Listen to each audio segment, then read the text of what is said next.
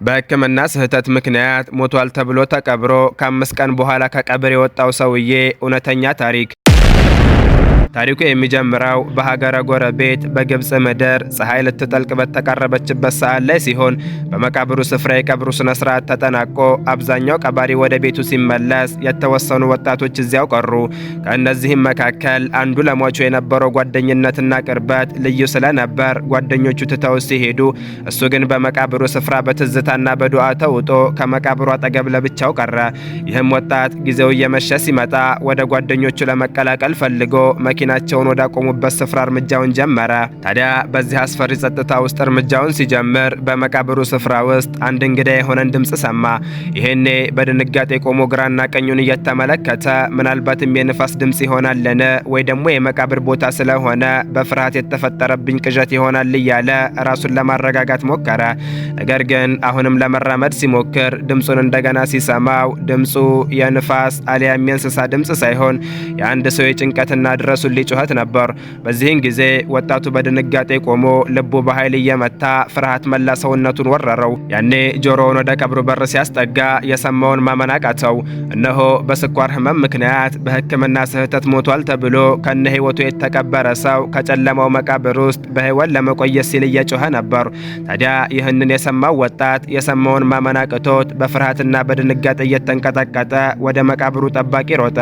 እንደሚታወቀው በግብጽ ባህል መሰረት የመቃብር ስፍራን የሚጠብቁ የሚንከባከቡና የቀብር ስነ ስርዓትን የሚያስፈጽሙ ሰዎች ቃሉ አረበኛ ቢሆንም ቱራቢ ተብሎ ይጠራሉ።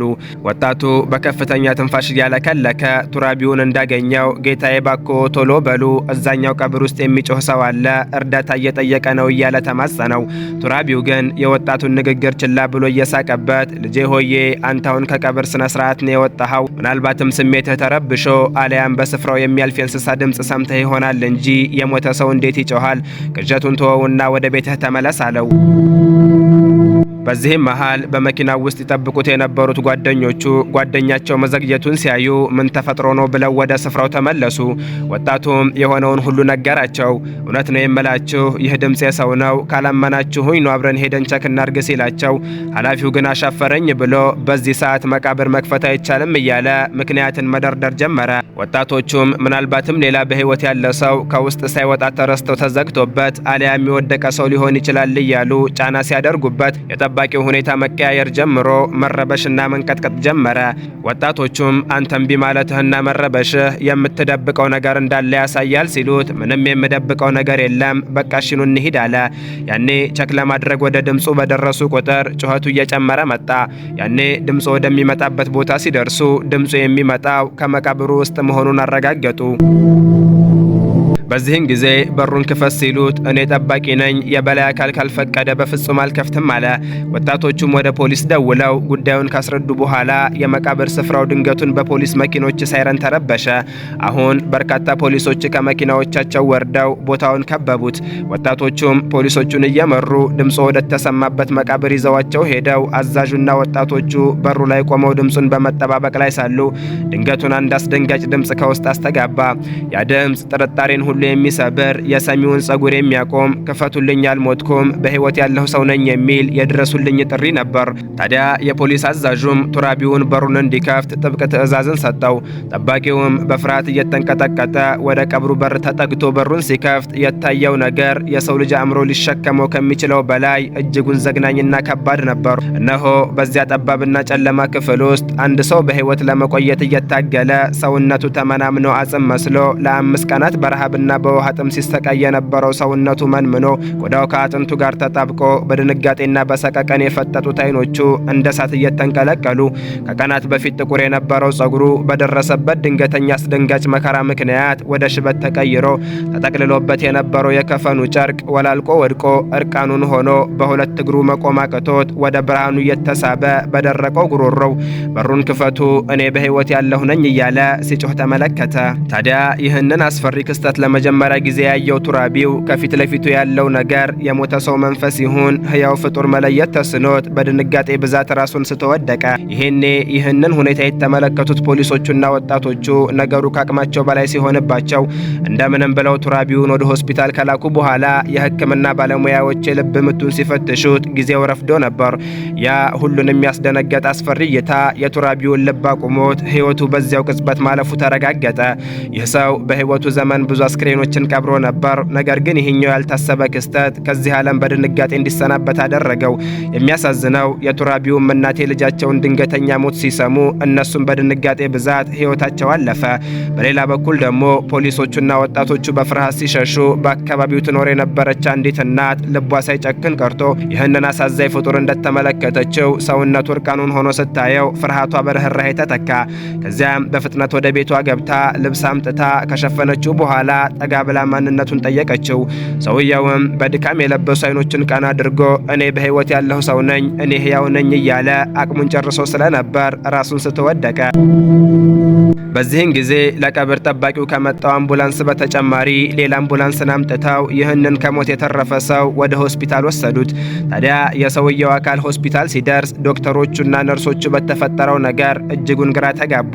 ምክንያቱም የሰውየውን ሁኔታ ሲመለከቱና መዝገቡን ሲያገናዝቡ ማመን አቃታቸው። እንዴት ለ5 ቀናት ያህል ያለ ምግብ ያለ ውሃና ንጹህ አየር በጠባብ ጉድጓድ ውስጥ ተቀብሮ በሕይወት ሊቆይ ቻለ?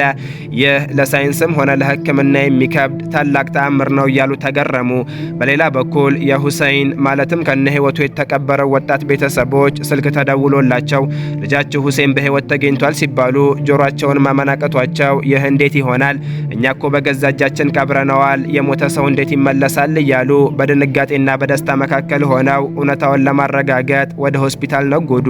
ታዲያ አያልፍ የለ ሁሉም አልፎ ከ3 ወራት የሕክምና ክትትልና ማገገም በኋላ ሁሴን አንደበቱ ተፈቶ በሰው ልጅ ታሪክ ውስጥ እጅግ አስፈሪ የተባለውን የመቃብር ውስጥ ቆይታ እንዲህ ሲል መተረክ ጀመረ። እኔ የማስታውሰው ነገር ቢኖር ያን ቀን በጣም ደክሞኝ እንደነበር ነው። የሥራ ጓደኛዬ ስላልተመቸው የእሱንም ሥራ ጨምሬ ለረጅም ሰዓታት ያህል ሳላርፍ ሰርቼ ነበር። እኔ ደግሞ ጽኑ የስኳር ህመምተኛ ነኝ። ወደ ቤቴ ገብቼ እራት በልቼ አልጋዬ ላይ አረፍኩ። ከዚያ በኋላ የሆነውን ሁሉ አላውቅም። ዓለም በዚያው ጠፋችብኝ አለ። ከዚያም ድንገቱን ስነቃ የት እንዳለሁ ማወቅ አልቻልኩም። አካባቢው ድቅድቅ ጨለማ ነው።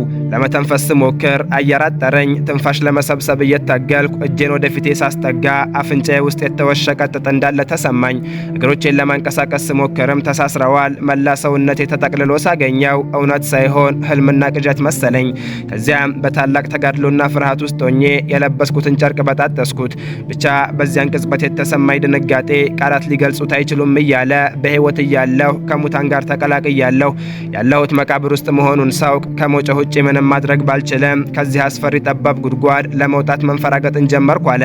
ቀናቶች ሲያልፉ የውሃ ጥም ጉሮሮዬን ሲያደርቀው ረሃብ አንጀቴን አጠፈው። እጮሃለሁ፣ እማጸናለሁ፣ ግን የሚሰማኝ አልነበረም። በመጨረሻም ተስፋ በቆረጥኩበት ሰዓት ድንገቱን ከውጭ ብረት ሲንኳኳ ሰማሁ። ከዚያም በሩ ሲከፈት ያንን ሰው ቱራቢውን አየሁት። ወደ እኔ ሲመለከት እሱም እንደኔው ደንግጦ ጮሆ ወደ ኋላው ሲወድቅ አየሁ። ከዚያ በኋላ የሆነውን አላስታውስም። ራሴን ያገኘሁት ሆስፒታል ውስጥ አልጋ ላይ ነው አለ። ታዲያ ይህ ሁሉ ዓለምን ያስገረመ ክስተት የሰው ልጅን አእምሮ ያናወጠው ታሪክ መነሻው አንድ የሕክምና ስህተት ነበር። ነገሩ እንዲህ ነው። ሁሴን አባቱ በሕይወት ስላልነበረ ከእናቱና ወንድሞቹ ጋር እየኖረ የቤቱ ታላቅ እንደመሆኑ መጠን በሰፈሩ አነስ ያለችን ካፌ ከፍቶ እየሰራ ቤተሰቡን እያስተዳደረ እንደ ማንኛውም ወጣት ለማግባት ሲል በየቀኑ የቻለውን ያህል ያጠራቅም ነበር። ታዲያ በዚያችው ቀን ሁሴን ያለ ረፍት ለረጅም ሰዓታት ሰርቶ ስለነበርና የስኳር ህመምተኛ ስለሆነ በድካም ምክንያት ሰውነቱ ውስጥ ያለው የስኳሩ መጠን አሽቆልቁሎ ወርዶ ነበር። በዚህም ምክንያት ወደ ጥልቁ ኮማ ውስጥ ገብቶ የልብ ምቱና እስትንፋሱ እጅጉን ከመዳከማቸው የተነሳ ለተራ ሰው ብቻ ሳይሆን በጥንቃቄ ላልመረመረው ሐኪምም የሞት አስመስሎት ነበር። ቤተሰቦቹ ጠዋት ሊቀሰቅሱት ሲሞክሩ አልነቃ ሲላቸው ውሃ ቢረጩበት ቢወዘውዙትም አልነቃም ብሏቸው ነበር። ታዲያ በአካባቢው የነበረው ሐኪም የሁሴንን ሁኔታ በዝርዝርና በጥልቀት ከመመርመር ይልቅ ላይላዩን በማየት ብቻ በመቻኮል የሞት የማረጋገጫ ወረቀትን ፈረመ። በዚህም የቸልተኝነት ውሳኔ ምክንያት አንድ ሕያው ነፍስ ወደ ጨለማው የመቃብር ዓለም ተሸኘ። ቤተሰቡም በሐዘን ተውጠው የሚወዱትን ልጃቸውን በገዛ እጃቸው ቀበሩ። ነገር ግን የዚህ ሕክምና ስህተት ዋጋ እጅግ ከባድና አሳዛኝ ነበር። ሁሴን በተአምር ከሞት ቢተርፍም ሌሎች ግን ሕይወታቸውን አጡ። ሊያገባት የነበረችው ልጅም ሰዎቹ በሙሉ ስለ ሁሴን ሲያወሩ ስታስተውል በፍርሃት የተነሳ አብረው ላለመኖር ወስና ካጠገቡ ራቀች። በመጨረሻም የሰው ልጅ የፈለገውን ያህል ቢራቀቅ የፈለገውን ያህል ቢጠበብ የአንድ ሰው ሕይወት ፍጻሜ የሚወሰነው በአላህ እጅ ብቻ ነው። አላህ ለአንድ ሰው የሕይወት ዕድሜን ከጻፈለት በመቃብር ውስጥ ተቀብሮ አየር በሌለበት ውሃና ምግብ በሌለበት ለቀናት ቢቆይም ተመልሶ ይወጣል። በተቃራኒው ደግሞ ቀኑ የደረሰበት ሰው አገር ሰላም ብሎ በቆመበት በድንጋጤ ብቻ ሕይወቱ ሊያልፍ ይችላል። ስለዚህ ሞት መቼና እንዴት እንደሚመጣ ቀጠሮ ስለሌለው ከኛ የሚጠበቀው አላህ የሰጠንን ሕይወት በአግባቡ መጠቀም፣ ከፈጣሪ ጋር ያለንን ግንኙነት ማጠናከር፣ በዱዓ መትጋት፣ መልካም ስራን ማብዛትና ሁሌም ለእውነት መኖር ነው። ምክንያቱም የሕይወትና የሞት ቁልፉ ያለው የዓለማቱ ጌታ በሆነው በአላህ እጅ ብቻ ነው።